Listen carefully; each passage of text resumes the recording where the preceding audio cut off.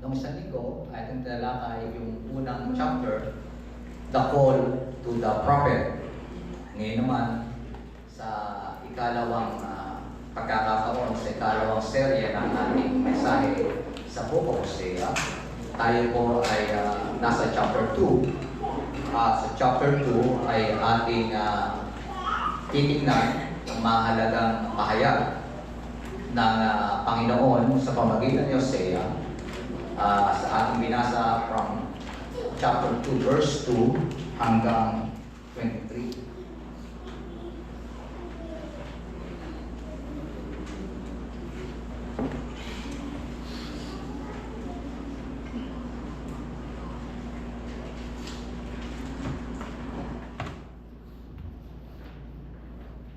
So umaga pong ito ang ating tatalakayin ay hango sa sermon ni Yosef Bajima. Ito po ay muli po nating babasahin sa araw na ito at ating tatalakayin ang mensahe nito. Una po sa lahat ay tayo na po isabit manalangin. Aming Diyos, kayo po na nagpapahayag ng katotohanan ng mga salita. Kayo po nagpapagbigay ng kapahintulutan upang maunawaan po namin ito. Pagpalain mo po kami lahat. Pagpalain mo po ang aking lahat. Maging totoo at mga totohanan ng mga salitang ito sa aming pagtanggap. Patuloy mo pong ingatan ko sa aming mga puso sa pangalan po ng aming Panginoong Jesus. Amen. Tayong lahat ay pamilyar sa aklat ng mga hukom. Yan po ay napag-aralan natin at dinaanan po natin sa ating Sunday School ng ating tinalakay Gospel Road. At ang aklat ng mga hukom o yung The Book of Judges ay matatandaan natin na ito ay kwento ng bayan ng Israel noong sila ay manaryahan na sa lumang pangako. Hindi po ba? Mula sa kanilang paglalakbay mula sa Ehipto, binigyan na sila ng pagkakataon ng Diyos na abutin yung lupang pangako. Na kung saan yung lupang pangako na pinamana sa kanila ng Diyos, ayon sa pangako niya kay Jacob, ay pinaghati-hatian na ng mga anak ni Jacob, yung 12 tribes of Israel. At doon, makikita natin at maunawaan natin bakit ba mayroong mga hukom. Bakit ba ang Panginoon ay nagpapadala ng mga hukom. Noong mga panahon na yon, dahil bago pa lang sila nang establish doon sa lupa, maunawaan natin na noong panahon na yon, kaya mo na natin si baby.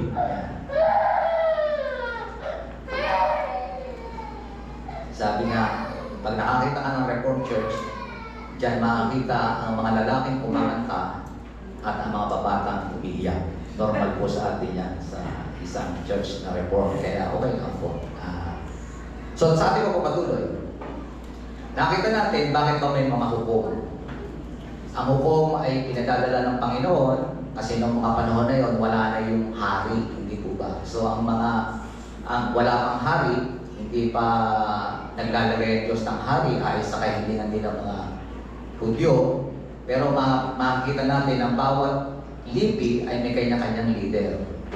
Pero alam natin na ang bayan ng Israel sa kanilang pagtira doon sa lupang pangako ay na-expose sa iba't ibang Diyos-Diyosan. Kaya naman sa tuwing magkagulo, nagpapadala ang Diyos ng mga hukom na tinatawag natin judges. Maraming mga hukom na yan. At kung makikita po natin ang cycle ng mga Hudyo ng panahon na yun, ng mga Israelita, makikita natin na sila'y nananagana. Yung tinatawag natin cycle, ulit-ulit yun na cycle sa Book of Judges. Na kapag sila'y nananagana, sila'y sosobra, sasamba sila sa Diyos-Diyosan, aabuso sila. Pagkatapos sila'y aabuso, ay of course, yung kanilang ginawang mga kasalanan ay magbubunga yon ng mga kahirapan. So makikita natin after na sila ay umabuso sa kanilang kasalanan, silang lahat ay maghihirap, at kapag sila naghihirap, hihingi sila ng tatawag sila sa Panginoon, hihingi sila ng tawad, at pagkatapos, papadala ang Diyos ng hukom at ilalagay uli sa ayos ng mga bagay, and then patatawarin sila ng Panginoon, hindi po ba? Nakita natin paulit-ulit yung cycle na yun, magkakasala, maghihirap, hihingin, magbabalik loob sa Diyos, and then patatawarin ng Diyos. Yun palagi yung cycle ng yun ang behavior, yun ang palaging paulit-ulit na ginagawa ng mga Israelita. Kaya naman ang Diyos sa kanilang pagmamahal at pag-aaruga sa kanila, nagpapadala sila ng mga hukom. At dito sa Book of Hosea, doon natin makakita na yung ganoong gawin ng mga Israelita ay dumating na sa saktulan. Dumating na siya sa saktulan na kung saan ipinahayag ng Diyos yung kanyang nararamdaman. Kasi parang paulit-ulit na lamang ang nangyayari. Bali wala na sa kanila na masaktan nila ang Diyos. Kasi pagkatapos na sila magsisi at sila pinatawad ng Diyos, babalik na naman sila sa dati nilang gawin. At ngayon dito, baka akala yata ng mga Israelita, hindi nasasaktan ang Diyos sa kanilang ginagawa. Sa lahat ng kanyang paggawa sa kanila, paulit-ulit na hindi naman na nila siniseryoso ang kanilang pagsisisi at pagbabalik yun sa Diyos. At dito nga, sa Book of Hosea, nakita natin sa unang chapter natin na ipinahayag ni Hosea ang kanyang damdamin. Pinahayag ng Panginoon ang kanyang damdamin sa pamamagitan ni Hosea nang utusan niya si Hosea na mag-asawa ng isang prostitute.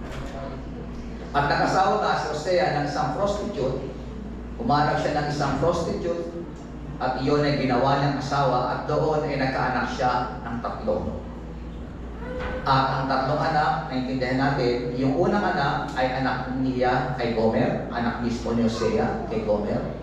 Pero yung 2 sumunod na anak ay anak lamang ni Gomer, hindi anak ni Hosea. So ibig sabihin, matapos pakasalan ni Hosea si Gomer, matapos bigyan ng maayos at descendant akuing bilang kanyang asawa, nagpatuloy pa rin si Gomer sa kanyang pagtaksil. O gusto ko lang ulitin, katulad ng ating nilinaw ng isang linggo, na si Gomer ay hindi yung street prostitute. Siya ay isang shrine prostitute. Siya yung naglilingkod sa temple, na kung saan doon ay may mga sexual rights na ginagawa para sa kanilang mga ginagawang ritual, kanilang pagsamba kay Baal. At doon palagi naroon si Gomer. Kahit siya ay minahal na gusto ni Hosea, pinakasalan, patuloy pa rin siyang sumasamba sa Diyos-Diyosan hanggang siya nagkaroon pa muli ng 2 anak. At nakita natin, ayon sa ating sermon ng isang linggo, yung kanyang mga anak ay pinangalanan lahat ng Diyos. At yung lahat ng pangalan nila, merong mga meaning, hindi po ba? Nakilala natin yung kay Jezreel na isang sumpa noong una, sapagkat nakita natin yung Jezreel ay hindi pangalan ng tao, kung hindi yung pinangalan sa pangalan ng anak ay mula sa pangalan ng isang lugar. At yung Valley of Jezreel ay nakakonekta sa napakaraming violence na nangyari. Isa nga dyan, doon ay tinapon yung mga bukod at mga katawan ni Jezabel matapos siya ay kainin ng aso, hindi po ba doon sa lugar na yun. Marami at iba-ibang pangyayari yung ginawang nangyari sa lugar na yun. Kaya naman yung pangalang yun ay isang sumpa na ibig sabihin ay malapit na ang judgment ng bayan ng Israel. Sa pamagitan noon ay pinahayag ng Panginoon, parurusahan ko kayo. At iyon ang meaning ng pangalan na anak. Ang pangalawa, si Loruhama, ano po, na ang ibig sabihin ay no mercy. Ang sabi ng Diyos, parurusahan ko kayo, hindi ko na kayo kahabagan. Wala na akong pagmamahal sa inyo. Hindi ko na kayo kakahabagan. Hindi ko na kayo kakahawaan pa. At doon kinuha yung pangalan Loruhama, na kung saan ibig sabihin ay no mercy. Yun ang pinangalan sa pangalawang anak. Yung pangalawang anak, sabi nga kanina, hindi anak ito ni Hosea, ito yung anak ni Gomer. And then pangatlo, si Noami, yun ang sinasabi ng my people. Dati kayo'y aking bayan, ngayon hindi ko na kayo bayan. Separate na tayong dalawa. Hiwalay na tayong dalawa. Alam po natin mga kapatid, sa pagsisimula pa lamang ng pagtawag ng Diyos sa bayan ng Israel, kanya nang inihayag, ako ang inyong Diyos, kayo ang aking bayan. Yun po ay isang tipan. Yun po ay isang covenant ayon sa pangako ng Diyos sa mga patriarka mula kay Abraham hanggang kay Isaac, hanggang kay Jacob. Yun ay pinangako ng Diyos at yun ay nanatili. Nung isinilang ang bayan ng Israel, ang sinabi ng Diyos sa kanyang pagpagtipan sa kanya, sa Deuteronomy, makikita natin po yan. Sa Exodus, makikita po natin yan. Kayo ang aking bayan, ako ang inyong Diyos. Yun po ay isang tipan, isang covenant ng isang mag-asawa na mayroong relasyon. Kaya nga pag inunawa po natin ang pakikipagrelasyon, at dapat nating naunawaan ang pakikipagrelasyon ng Diyos sa kanyang bayan ay sa pamamagitan ng tipan. Ibig sabihin, may kasunduan na kailangan yung both parties ay magiging faithful sa isa't isa. Pero nakita natin dito sa aklat ni Hosea, lahat mismo ng Diyos na ang aking bayan ay nagtataksil sa akin. Patuloy na nagtataksil sa akin. Kaya sa ating sermon ngayon, sa pagsisimula, chapter 2, nagsilakihan na yung mga bata. Medyo may karoon po tayo ng gap ng konti. So yung dating mga pinakilala natin mga anak, sa chapter 2, ina-address na po ito mismo ng Diyos. Ina-address po mismo ito ni Hosea bilang may mga isip ng bata. Hindi na sila batang mga muspos, kundi sila ay batang nakakaunawa na ng tama at mali. At ito ang ang utos ni Hosea sa kanyang mga anak. Sabihin niyo sa inyong ina na, o sabi niyo siya, sabi rito, verse 2, rebuke your mother. Rebuke your mother. Dalawang beses inulit ni Hosea. Sabi sa mga bata, yung rebuke, pagsabihan niyo siya. Kausapin niyong mabuti ang inyong ina. Kailangan maunawaan niya o maintindihan niya yung kanyang ginagawa. Hindi po sinabing tinatakpa kita, kundi ang sinabi inutos ni Hosea sa kanyang mga anak, kausapin niyong mabuti ang inyong ina.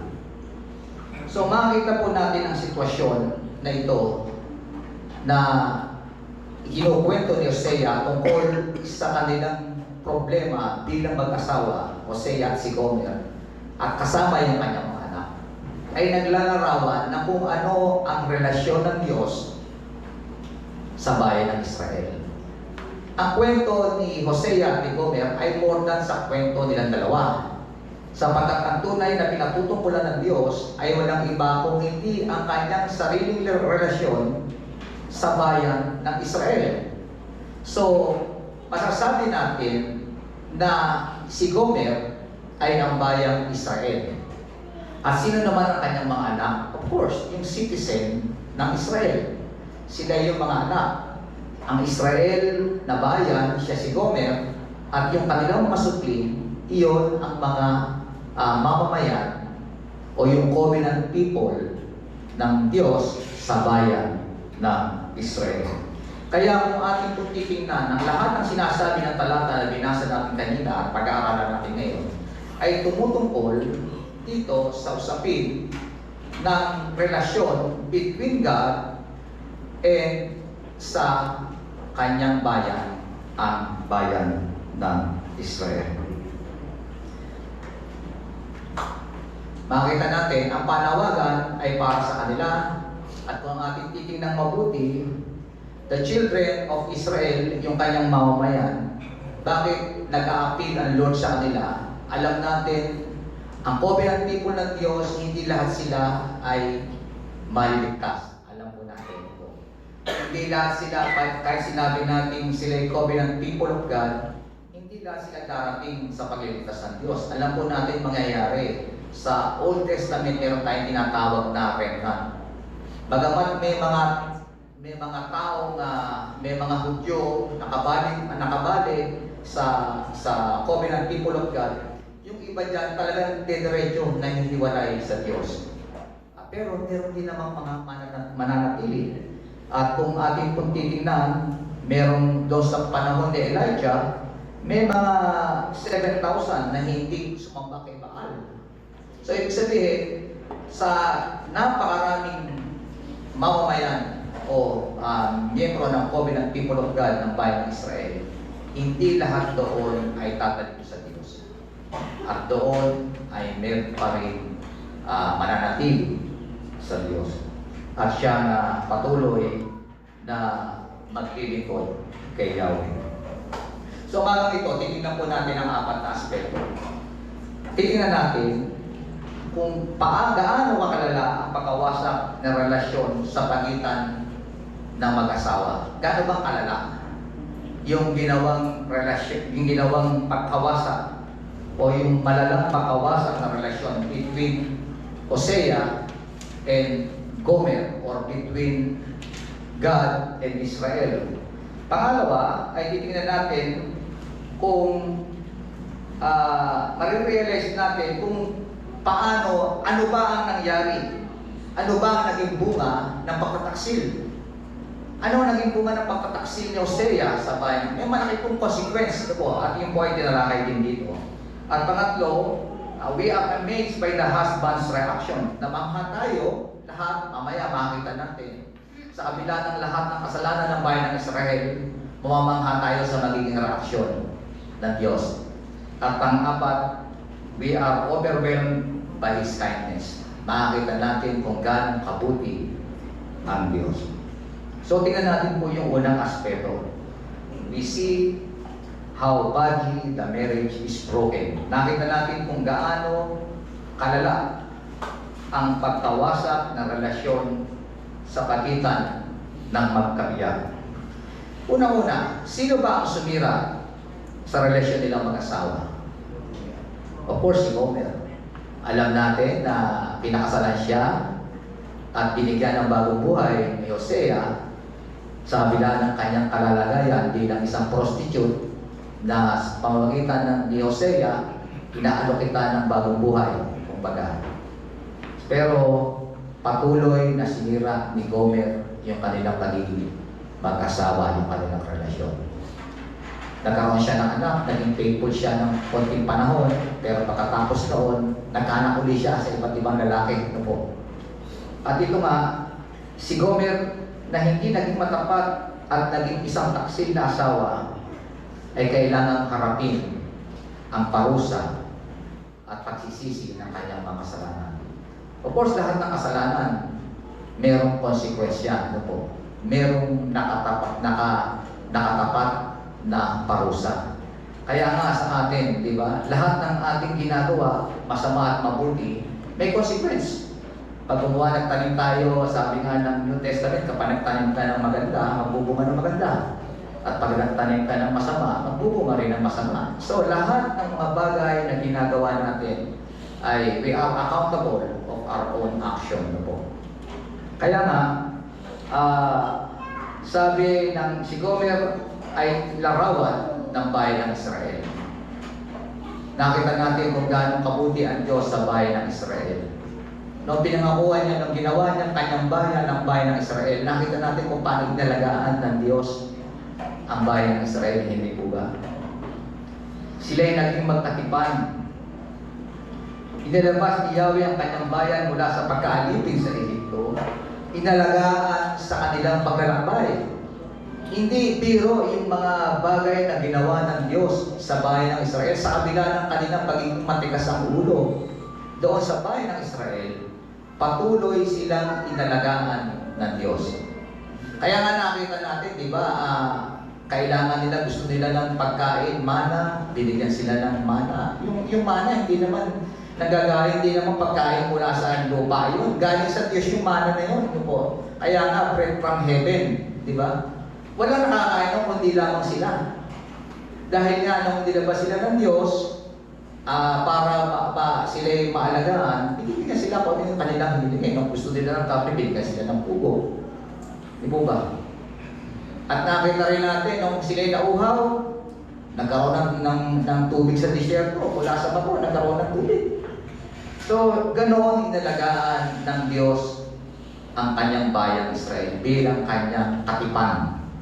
Kasi sinalaw natin katipan kasi yung kanyang asawa, ano po, katipan.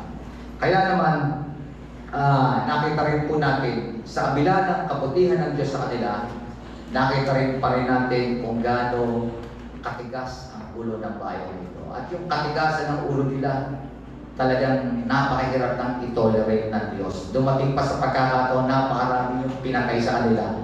At inubos ng Diyos yung henerasyon ng mga suwail at pinalta ng mga henerasyon na bago na siyang binigyan ng license na makapasok doon sa lupang pangako. Pero yung ganoong pag-uugali ng mga Hudyo ay hindi po natapos. Kaya naman, yung pagkasira ng relasyon iyon ay nagbunsod, makita natin sa talata, para itakwil ng Diyos pati yung mga anak. Noong ang Diyos ay tinakwil ng kanyang asawa, wala na, hiwalay na tayo, yun ang sabi ng Diyos. No? Tinakwil na si Gomer, pati yung mga anak, damay. Yung sinasabi ng verse 4, hindi ko kahahabagan ang kanyang mga anak sapagkat sila ay mga anak sa pagkakasala. So, ibig sabihin, yung bang ating Diyos ay talagang walang habag? No, di ba? Bakit pati yung mga bata idinamay? Di ba? May right naman ng Diyos na idamay yung mga anak. Bakit? Hindi naman niya anak yun eh. Hindi niya naman anak. Hindi ko yung kaano-ano. Ano ang obligasyon ko sa kanila? Hindi ko sila kaano-ano. So, wala siyang pakialam sapagkat hindi naman nila sila unay ng mga anak. Pero, yun po ay opinion ng tao. Pero makakita natin, pagdating natin sa huli mamaya, meron pa rin pakialam ang Diyos. Sa kabila ng parusa ng pagkakakwil, hinabol pa rin ng Panginoon ang kanyang pag-ibig. Nakita natin ang taksil na. Baka nang sinabing hiwalay na lang tayo. Pero nakita natin naging reaksyon ng Diyos. Sa verse 5, mababasa po natin yan. Sinabi pa nga niya, susundan ko ang aking mga mangingipit na magbibigay ng aking pagkain at inumin, ng aking damit at balabal, langis at alak. Sabi ng Diyos, ayawan na tayo. Pero nakita nyo, ano naging reaksyon itong si Gomer? Imbis na humingi ng tawad, ano kanyang ginawang aksyon? Ano sabi? Ang talata, hindi po ba? Sino susundan niya? Yung kanyang pa rin mga kalaguyo. Ano po? Imbis na humingi siya ng tawad sa Diyos, ang kanyang sinundan ay yung kanyang mga mangingibig.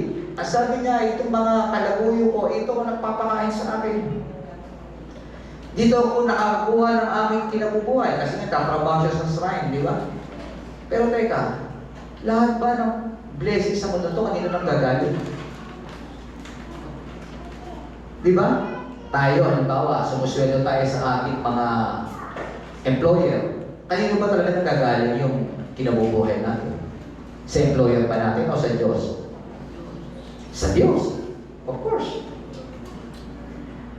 Sa kanilang pagkaunawa, itong si Gomer, sa kanyang pagkaunawa, ang nagbibigay ng lahat ng kinabubuhay niya, ng kanilang pangangailangan sa buhay. Walang iba, kung hindi si Baal na kanyang pinaglilingkuran.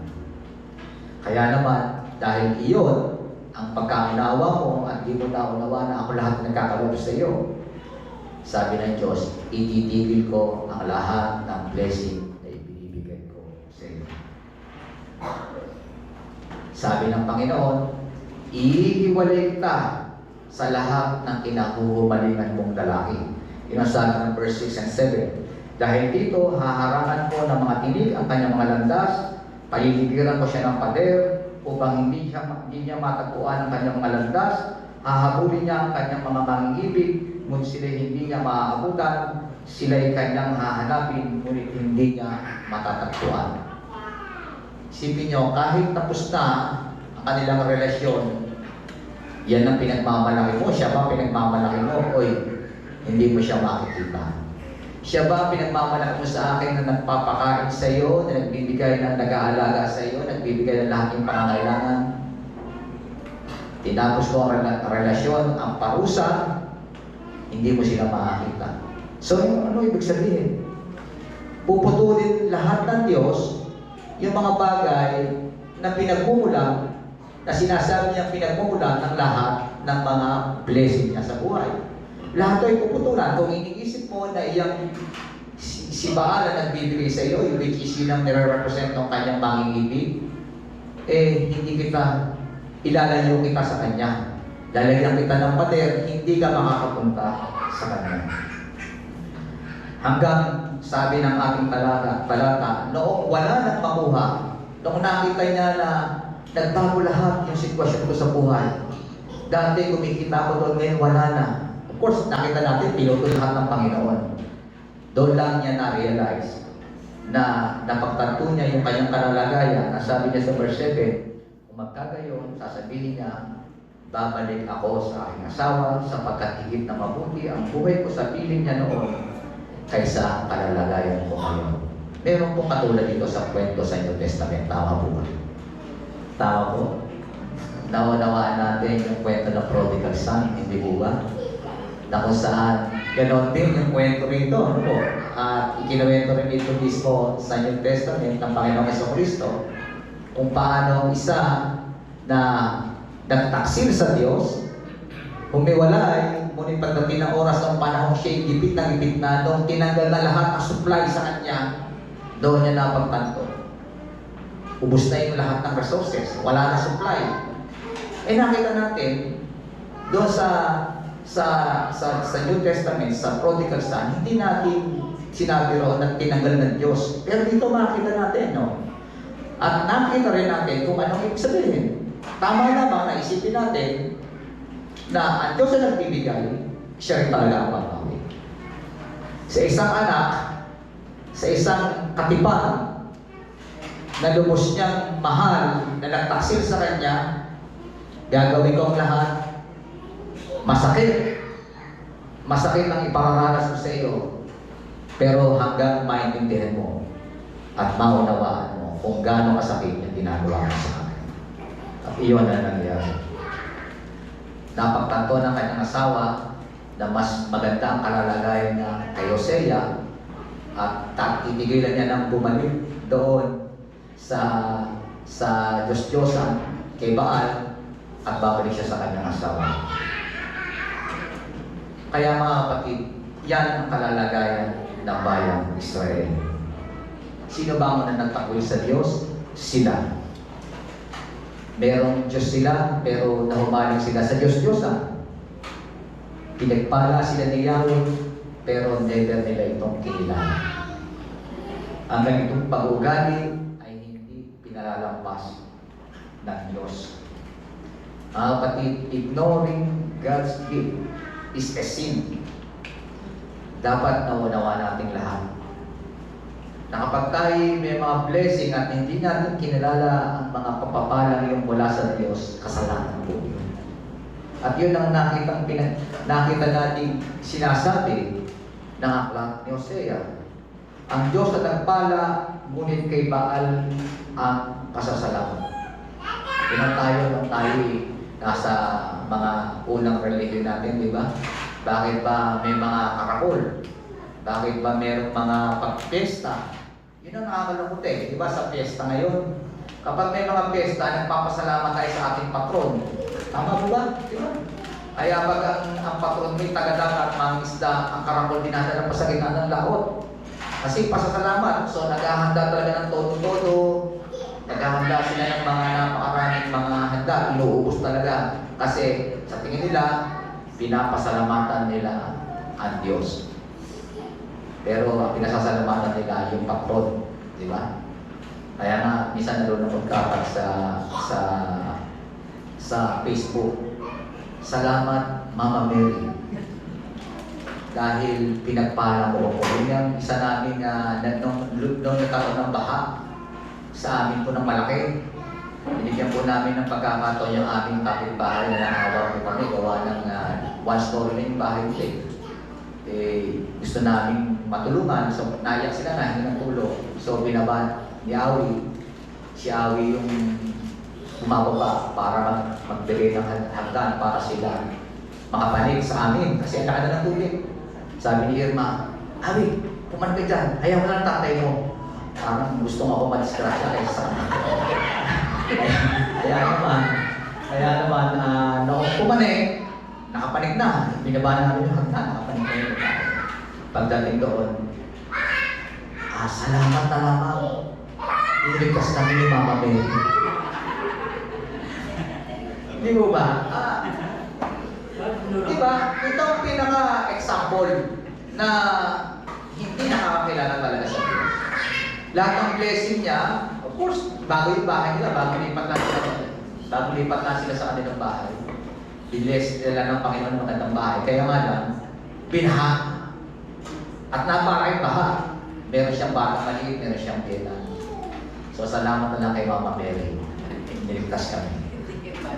Hindi na ako kami po. Pero, hindi po ba? Isang perfect example na kung paano nagpapasalamat ang tao, hindi sa Diyos, kundi sa Diyos-Diyosan. Ito po ay isang aral sa bayan ng Israel. Alam natin ang bayan ng Israel, palaging may first fruit offering yan, hindi po ba? Bakit ba nila ginagawa yung first fruit offering? Dahil para ipaalala sa kanila kung gano'ng kabuti ang Diyos. Na para ipaalala sa kanila ang lahat ng kanilang ani, ang masagana nilang ani nagkagaling sa Diyos. Yun ang tinuturo ng first offering. Tama po ba? Pero parang nakalimutan nilang lahat yun. Hindi po ba? Kaya nga, there was no excuse for ignorance. Ginagawa niyo palagi, nalilimutan. Hindi po ba? Kaya we have seen how badly the marriage is broken. Tingnan po natin ang sinasabi ng verse 9 to 13 patungo sa pangalawang aspeto. Sabi po dyan, kaya't babawiin ko ang pagkain putin na aking ibinigay maging ang bagong alak sa panahon na nito. Babawiin ko rin ang mga damit at palabal na itinakip ko sa kanyang kahubaran. Ngayon ilalagdag ko ang kanyang kahubaran sa harapan ng kanyang mga mangingibig. Walang makakapagligtas sa kanya mula sa aking mga kamay. Wawakasan ko na ang lahat ng kanyang pagdiriwang, ang mga kasayahan at mga araw ng pangilin, gayon din ang lahat ng tinakda niyang kapistahan. Sasalantayin ko ang kanyang mga upasan at mga punong igos na sinasabi niyang upa sa kanya ng kanyang mangingibig. Lahat ng yan ay kakainin ng mga hayop at masupal na gubat ang kauwian. Paparusuhan ko siya dahil sa mga kapistahan ng kanyang pinagdiriwang sa karangalan ni Baal. Nagsusuot siya ng insenso sa mga Diyos-Diyosan. Nagsuot siya ng mga singsing at alahas pagkatapos ay humabol sa kanyang mga mangingibig at ako'y kanyang nilimot, sabi ni Yahweh. Matatanto natin ngayon ay naging bunga ng ganitong pagkataksil. Ang kala niya okay na siya, di ba? Ang kala niya okay lang yung ginagawa. Sabi natin kanina, unti-unti lang pinutol ng Panginoon na supply. Ito ngayon ang naging bunga. Di ba palagi natin sinasabi, lahat ng ating ginawa, lahat yan may consequence. Di ba? At natatandaan ko nung araw kapag ang nanay ko ay nag-utos na may pinagawa, nabili ako sa laro. Samantala kasi nung maliliit pa kami, ako panganay, ako lang katulong ng nanay ko maglaba, lahat, masigit. At yung aking mga kapatid maliliit pa. So, pag dumating sa ako, napakahalaga ng tulong ko. Kapag hindi ako nakagawa ng aking dapat gawin, of course, lahat maantala. Pagdating mo ng tanghali, nabili sa laro, akala mo kakain na. Wala pang luto. Sabi ng nanay mo, pag luto ka, kumain ka pag-isa mo. Di ba? Lahat ng aksyon na ginagawa natin, lagi merong consequence. Ganito magparusa ang Diyos. Ipakikilala sa pakikita sa iyo, hindi ka naman parusahan ng Diyos ng wala, di ba? May ginawa ka, tingnan mo kung ano magiging bunga niya, ginawa mo. Lahat ng ginawa ko may bunga, kaya kailangan mag-ingat ka sa lahat ng gagawin mo. Isipin mo muna mabuti, sapagkat lahat ng gagawin mo, hindi maganda, may bungang hindi maganda. Kumuha ka ng maganda, may bungang maganda. Pag hindi maganda, hindi rin maganda. Kaya naman, dito, dahil hindi nila pinapupuri ng Diyos sa may saglitan, lahat ng tinatanggap nila mula sa Kanya, babawin lahat ng Diyos ito mula sa kanila. Hindi ng laon, hindi po ba? Nakita natin sa kasaysayan ng bayan ng Israel, particular ng Northern Kingdom. Yung sinasabi ng Diyos na babala, nangyari at mangyayari. Ano yung pinaka-final na parusa ng Diyos sa kanila? Yung final punishment? Diba? Sila ay dinikma ng Assyria hanggang sila ay buin at sila ay gawing mga bilanggo ng bayan ng Assyria. Natatandaan natin ang panahon ni Jeroboam nung saan lumabas itong si Hosea. Peace time, di ba? Lahat ginagawa nila kasi maganda yung sitwasyon ng panahon, abangan sila sa lahat ng kanilang mga kailangan, nakasupply na riyan, nakapagsaya sila, gusto nila magkakabuhay, ibig sabihin. Pero hindi nila naiintindihan kung ano, ngayon lang nila naunawaan yung banta parusa ng Diyos. At hindi nga naglaon ang bayan ng Israel o yung Northern Kingdom ay kinumpog ng mga taga-Assyria. At anong nangyari? Binawi lahat ng Diyos ang kanilang lupain. Lahat ng kasaganaan sa lupain, binawi lahat ng Diyos. Ganito ang ginawa ni Yahweh kay Gomer bilang parusa sa kanyang kataksilan. Sabi, babawiin ko rin ang mga damit at bala-bala tinakip ko sa kanyang kahubaran. Isipin ninyo, pati damit, binawi. Yan ang sabi ni Yahweh. Of course, hindi naman literal na damit. Ang sinasabi rito, na wala ka ng maisuot, sobra-sobra na ang kahirapan na meron ka. Lahat binawi. Panahon ng gera, di ba? Tigmaan, wala na silang maisuot. At ganito mismo ang naranasan ni Gomer. Ano sabi mo, sorry, babalik na lang ako sa iyo. Sabi niya, ay, hindi pa na maganda itong ginagawa ko, lahat ng supply ko, wala na, babalik na lang ako sa Diyos. Sabi ng Panginoon, oy, hindi pa dyan natatapos yan. Hindi pa yan ang pinakamatinding parusa. Na-realize mo na may kasalanan ka, ito pa yung parusa na hihintay sa iyo. Magkakaroon ka ng matinding kahihiyan. Hindi wala kang may suot. Ganon kahirap. Wala ka nang makain, wala kang pang may suot. Alam niyo ba kung ano ang problema pag wala kang may suot na sapat na saplot doon sa bayan ng Israel? Wala ka pang laban sa ginaw. Kaya kahirap yun. Hindi po ba? At ganun ginawa ng Diyos sa kanya. Ang sabi rito, kapag wala na ikaw balabal, hindi ka na makakasamba sa wala ka na, wala ka kahit ano. Pag sinabing wala ka kahit ano, totally bankrupt ka, wala ka na rin maisuot. At hindi ka na rin makakasamba dyan sa mga relihiyon. Kasi yung buwan na relihiyon, mabuti lang yan pag meron kang may bibigay. Di ba? Mabuti lang naman yan pag may bibigay ka. Pag wala ka na may bibigay, wala na rin yan. They will ignore you. Pati kasiyahan nila, binawi lahat ng Diyos. At sabi rito, winakasan na ng Diyos ang lahat ng party sa kanilang buhay, di ba? Winakasan pati mga pista. Yung kanilang ginagawa ng Israel na pista, siyempre, wala nang may tapos na gera, wala na silang pagpipistahan, ano pa pagpipistahan nila. Hindi sila makakapag-celebrate ng mga pistang ganito, hindi na sila makakapag-celebrate ng mga pangibig. Wala na. Ano yung offer nila? Wala na lahat.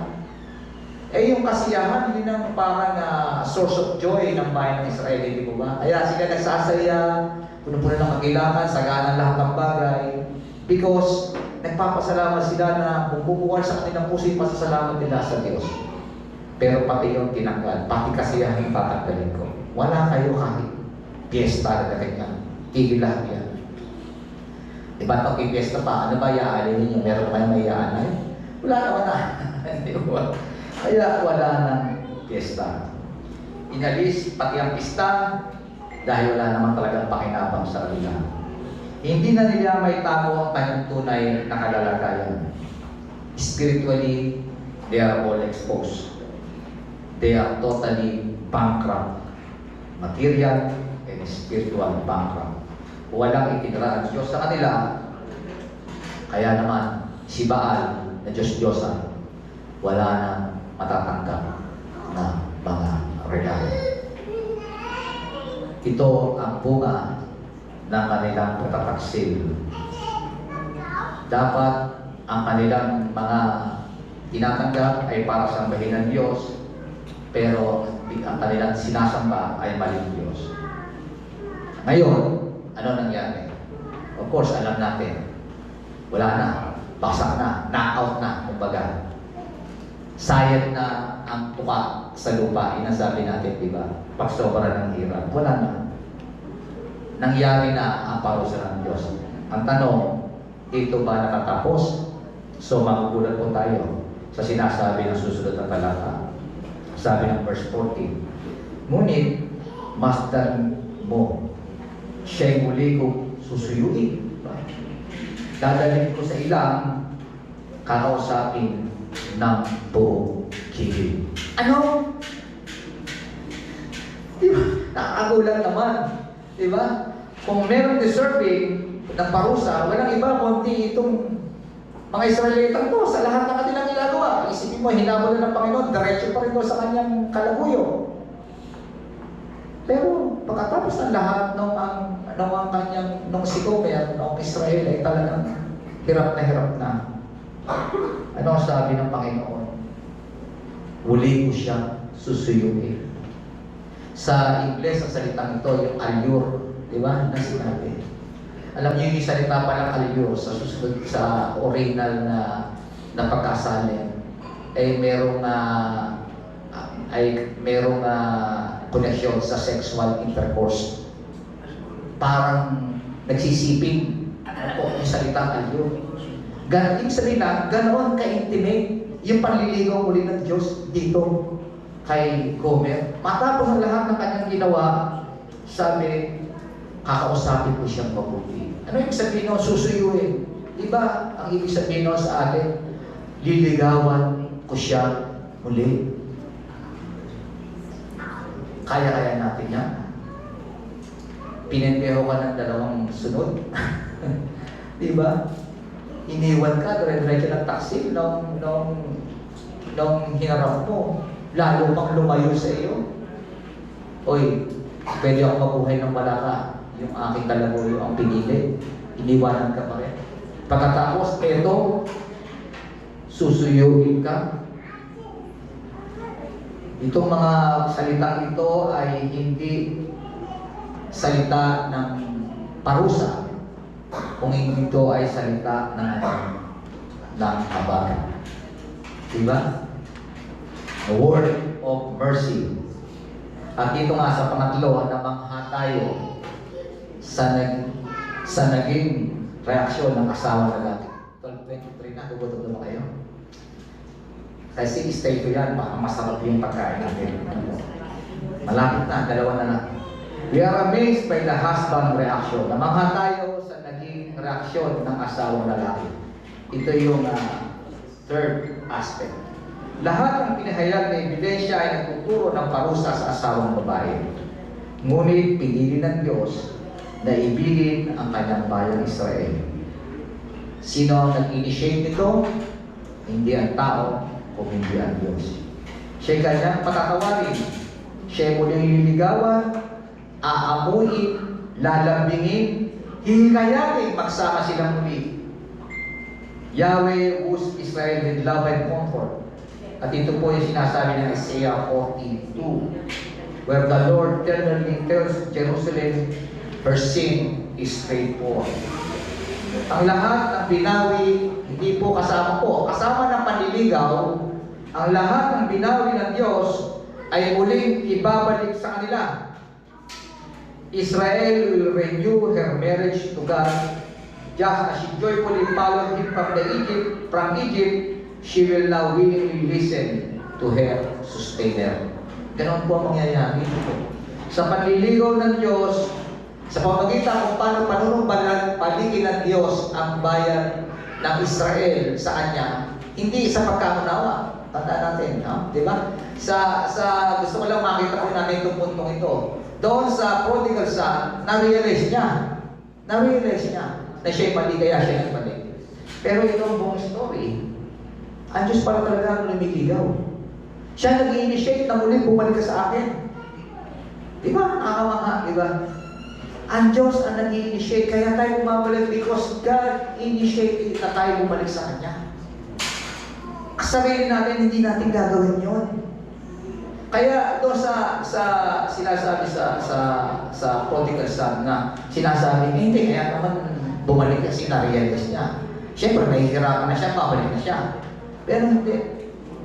Dito po nakita natin, merong behind doon sa bagay na yun.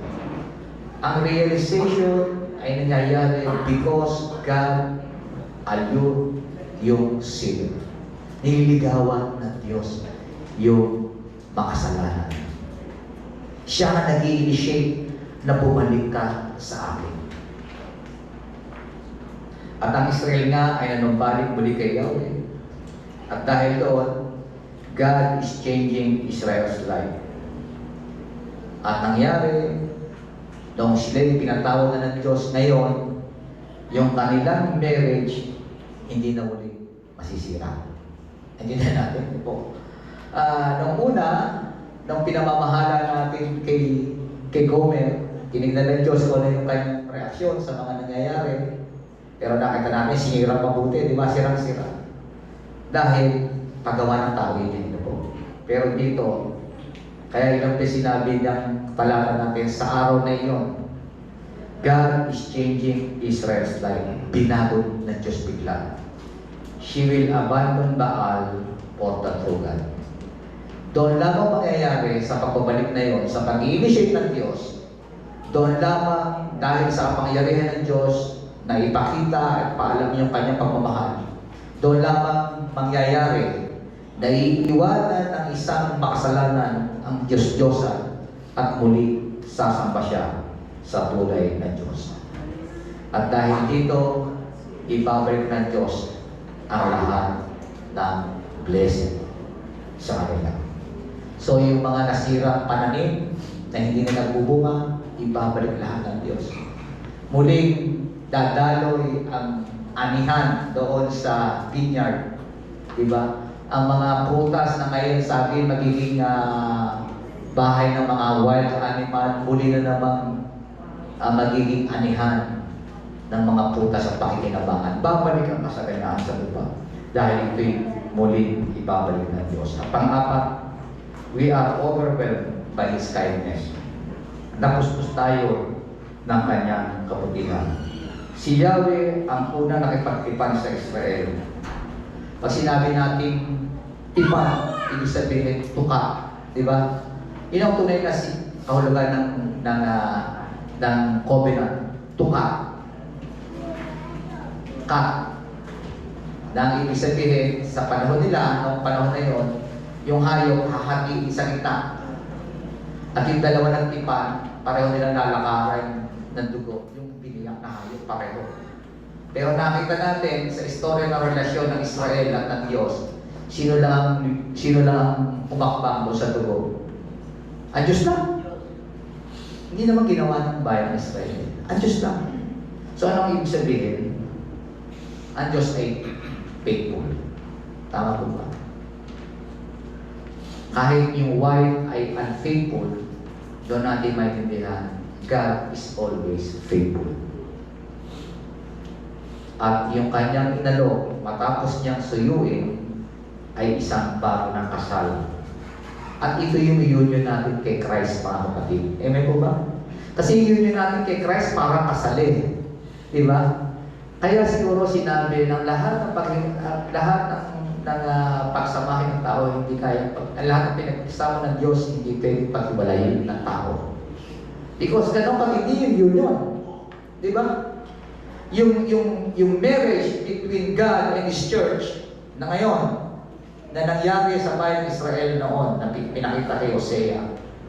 Sinasabi kasi sa mga huli, ngayon na nagmamaterialize.